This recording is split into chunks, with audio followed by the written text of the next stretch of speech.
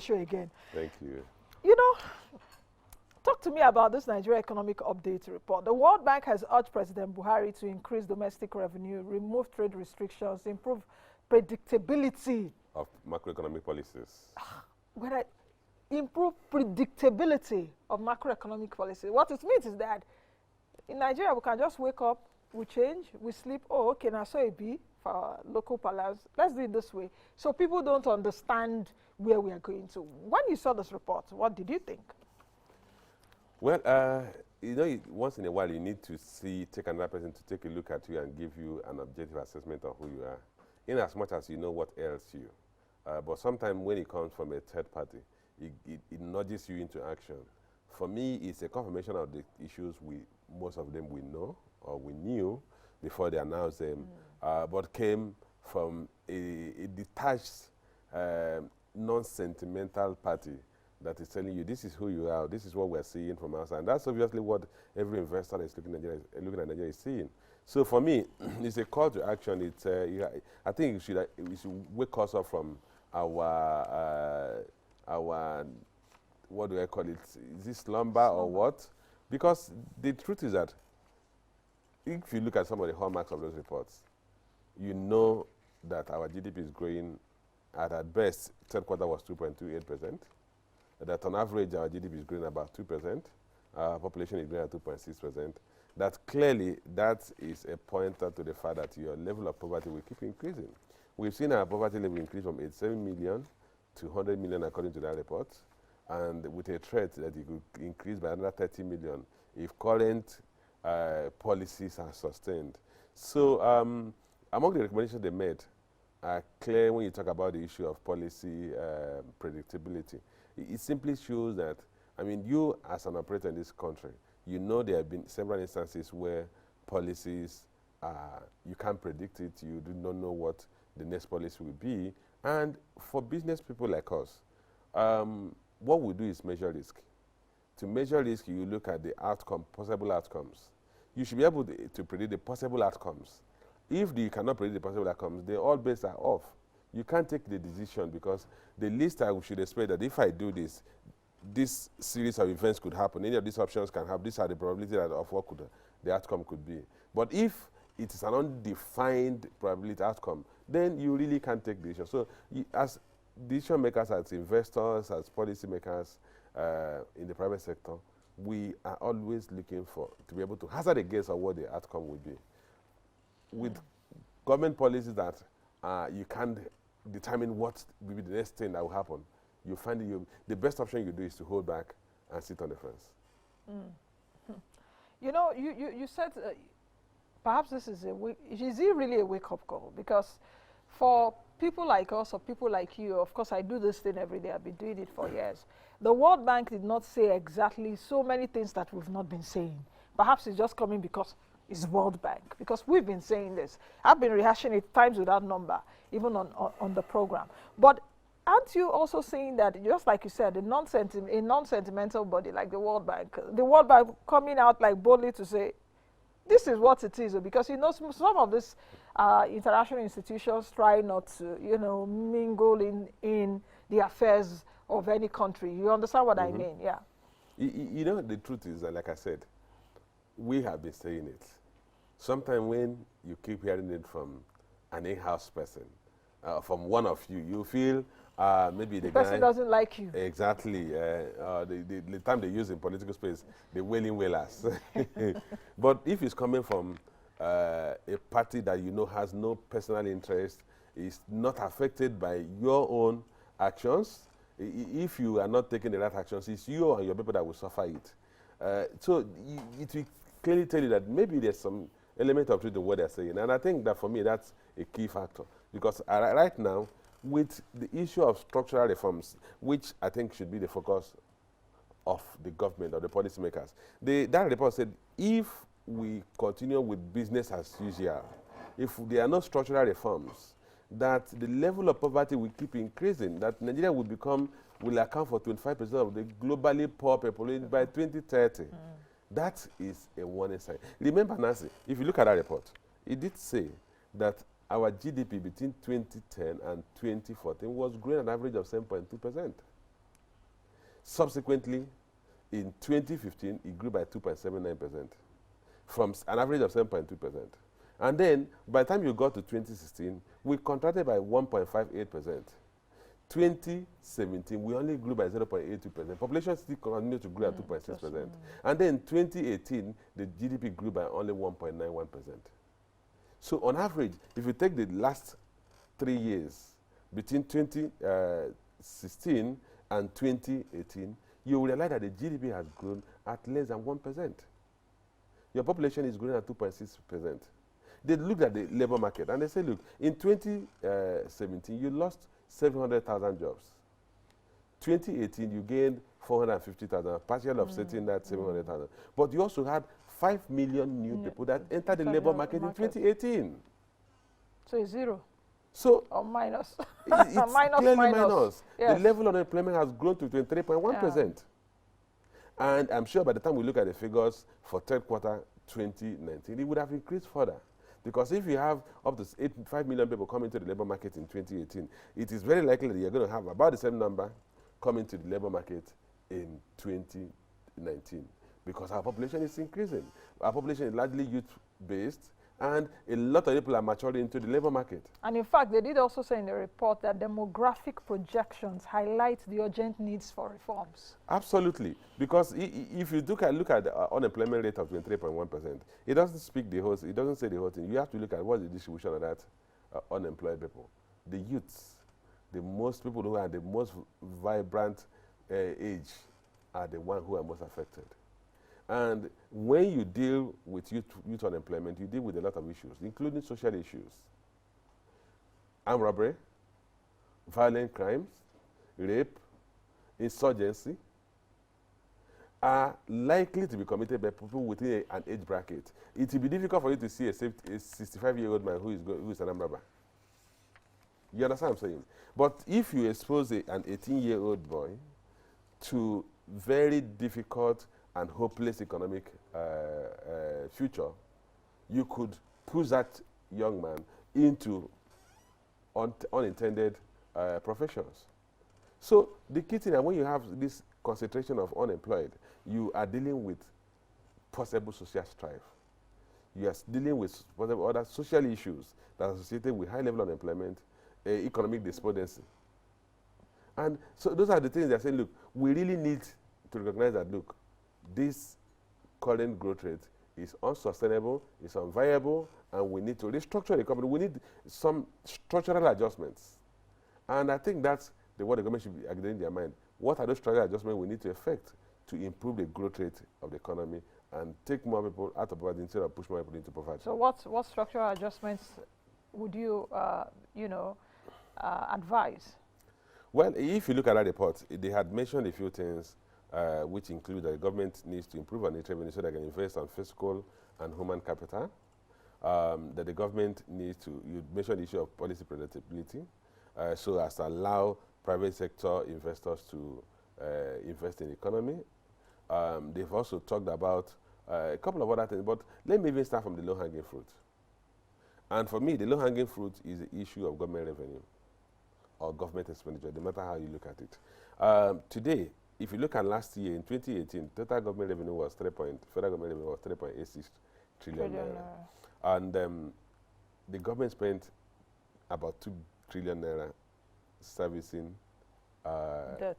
No, 2.24 trillion servicing debt. I mean, about 2 trillion naira on petroleum subsidy. So the question is that, should you plow back that 2 trillion naira? What will be the impact of that 2 trillion naira on the economy? Let's look at the impact on fiscal infrastructure, because they mentioned that we need to build fiscal infrastructure. With 2 trillion naira, Nancy, you're going to build some of the arterial roads that have collapsed. You're going to build Lagos-Ibadan Express Road. You're going to build Kaduna Express But those ones are ongoing right now. At what pace?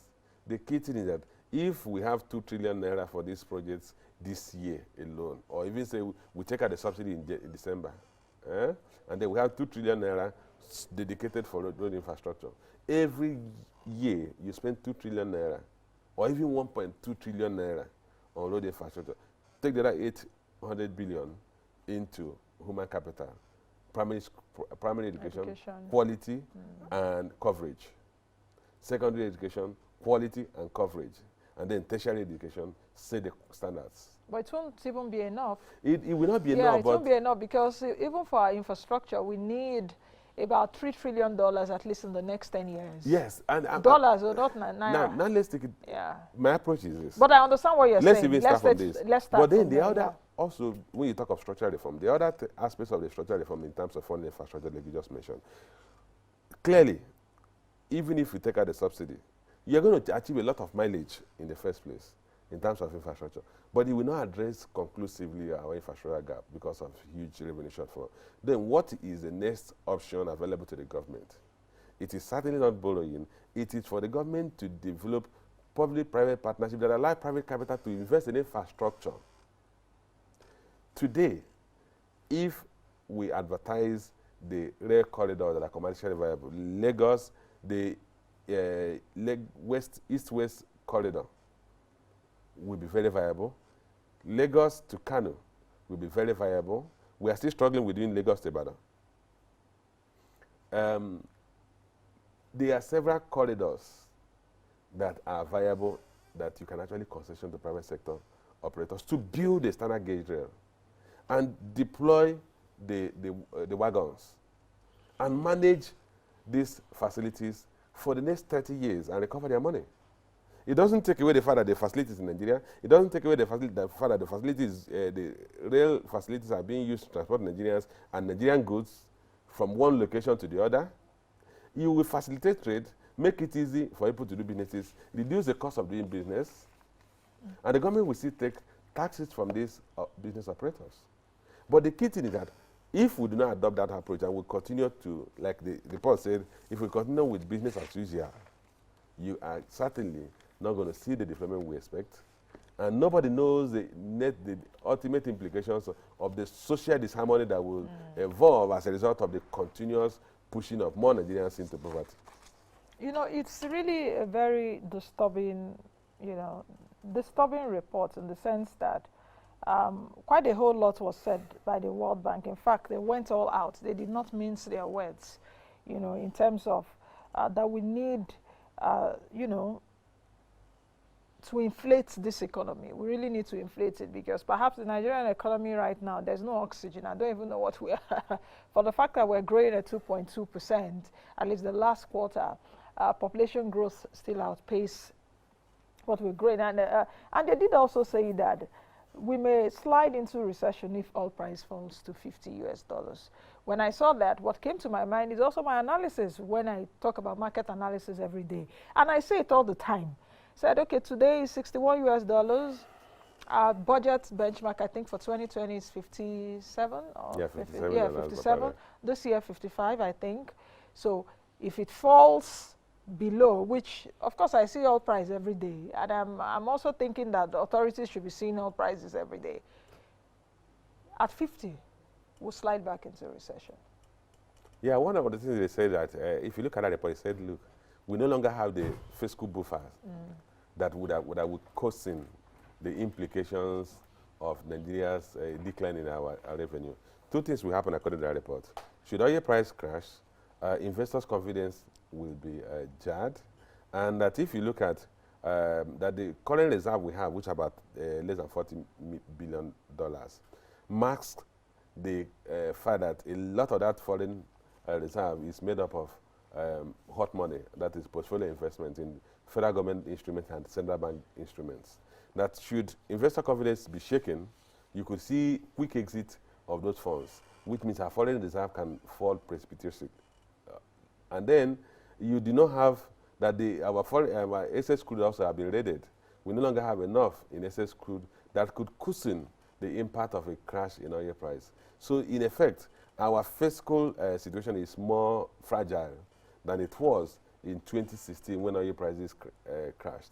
That should oil prices go back to 2016 levels, we will immediately go into recession because then we had some fiscal buffers. We had money in excess crude account that was used to help the state to stabilize to some extent. We had a stronger foreign reserve that was not largely composed of foreign portfolio investment flows, investment in federal government treasury bills, and investment in central bank common instruments. And should oil price drop that shakes the confidence of investors, those investors will want to exit quickly before they have Nigeria gets into a position they will find it to honor foreign currency obligations. So that's it's clear that, look, if you look at reserves, your reserves are not comfortable because it's not enough to say you have about 39 billion. The question was the composition. Decompose that 39 billion and then look at what component is actually the reserve that is attributable to the federal government, that is unencumbered, and what components of those reserves relates to investment in money market instruments that can go at any point in time. The cost of inaction is significant. The World Bank said that. The cost of inaction is significant. And what was coming to my mind is that when the World Bank engages the government, and I'm sure because I know they do engage the government, the Ministry of Finance and even the central bank and all of that, what do you think that the Minister of Finance should be doing right now, Minister of Finance, Budget and Economic Planning? What do you think that the President should do now, especially with his EAC? I guess the EAC members would have seen, why are you smiling? They would have seen this thing. Because at the end of the day, the President's men, in terms of the economy, he inaugurated them. He put them together, about 7 or 8 of them. So Soludo, Rewani, Doyin Salami, the woman and all of that, about 7 or 8 of them. You are smiling. This kind of thing, this is where they should be like, President, we need to say, what should we do? Do you understand what I'm trying to say? I think in the first place, if you look at that report, they acknowledged this interactions and support from the Federal Minister of Finance and National Planning. So the Minister of Finance and National Planning should be fully in the know of the recommendations of the World Bank. Not only that, they can't do that report without interacting with the minister, relevant ministries. But the key thing is this, like I said, it should not just into action. When somebody tells you your house is falling, and you thought it was only leaking, and somebody says, I'm looking at your house from outside though. The pillars are no longer strong. The subframes are giving way. You need to go and put structures, subframes in that building before it will collapse. If you dismiss it, it simply means something is wrong with you. And I think the government should not dismiss it. We're having a couple of not very strong positive reports that we need to dwell with. I did mention some of the solutions. To my own mind, it may not be very pleasant in the ears of anybody looking at it from the political perspective. But the reality of subsidy, perhaps. Yes, but the reality is that you cannot continue to do the same thing time and time again and expect to get different outcomes. There's nothing without structural reform that will make the economy to grow at both the current growth rate. They were very clear. The World Bank was very clear. They said, should we continue with business as usual, this economy will grow at best 2.1% in 2020 and 2021. Your population will continue to grow at 2.6%, if not higher than that. Okay, so if they have told you that current policies are such that will at best give you a 2.1% growth, and they've also told you the risk elements. They've also told you, including the endogenous and exogenous risk. The exogenous risk including global trade disputes, tensions, geopolitical tensions, trade disputes, slowdown in global economic growth rate that could impact the price of your crude. Because when they make reference to slowdown in global economic growth rate and talk of geopolitical tensions and then talk of trade disputes, then you should know that they are referring to the price of your key commodity, which is crude. Should oil price decline, like they told you, you can easily go into a recession. And why would I get such warnings and do nothing? And like I said, let's even look at the issue I mentioned. I mentioned the issue of subsidy. The president has enough political capital to take out the subsidy, and nothing will go wrong. Nothing will happen. So that's one. Two, the issue of infrastructure. Nancy, I did mention the issue of why the government needs to bring in private capital. If you cast your mind back to when Obasanjo gave out the contract for the Lagos about the standard gauge road, it was given at about $8.3 billion. Should you have concessioned that road at even $8.3 billion, assuming that's the construction cost, it simply means capital of $8.3 billion will come into the country. The impact of that will be very massive in terms of economic activities. People will be employed, new jobs will be created, demand, consumer goods will go up, And if you look at it, they said that the sum total of why the economy is growing at a very slow rate because the consumer demand is very weak. No. And then investment investment by both private and public sector is weak. So if you look at investment is weak and consumption is weak, so where would the injection of liquidity go into this come from into the system? You know, anyway, even as we round up this segment, you know, so much talk about private investment, so much talk about investments into the country. I guess you saw the capital importation report, was it last week or so? Yeah. I summed it up that perhaps reading that report that Nigeria is not an attractive place to do business. Perhaps even if you want private capital in, you must put your house in order first before you say, okay, come and visit me. I'm having a party. If you're having a party, you will clean your house. You will do all of that. And these private investors even see us even more than we see ourselves sometimes. You know, so there needs to be some kind of structural reforms, like you said, for us to begin to attract that private investment or private capital. Ghana is attracting that. In fact, a friend of mine told me that he went to Ghana, was it some months ago? The hotel he saw a lot of foreigners. And he was asking, is there a conference? He said, no, there's no conference. This is how they come in most hotels. So we need to begin to you know, structurally adjust, put our foundations in order. Just like you said, perhaps the pillars are shaky and all of that. But I think we'll leave it at that. Mr. Chukwu, is nice having you today. We can't cover a lot of things which we have said we will cover, but we'll do that at least subsequently in days to come. So many thanks. And have a safe trip back to Lagos. How is Lagos though? You know, I'm always asking, you're like my Lagos gauge, Lagos thermometer. The rains are going down. The roads are still very bad. Lagos has remained the oasis in terms of economic stability. So, but a lot needs to be done to sustain that, particularly on transport infrastructure. We've seen a lot of failing of road infrastructure in Lagos. I believe with the rains going, the governor will fold his sleeves and hit the ground running.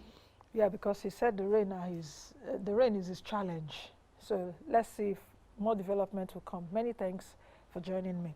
All right, I've been speaking with Johnson Chukwu, who is the Chief Executive Officer at Cowry Assets Management. We've tried as much as possible to look at this World Bank report. I promise you that's not the last of it because so many things to talk about.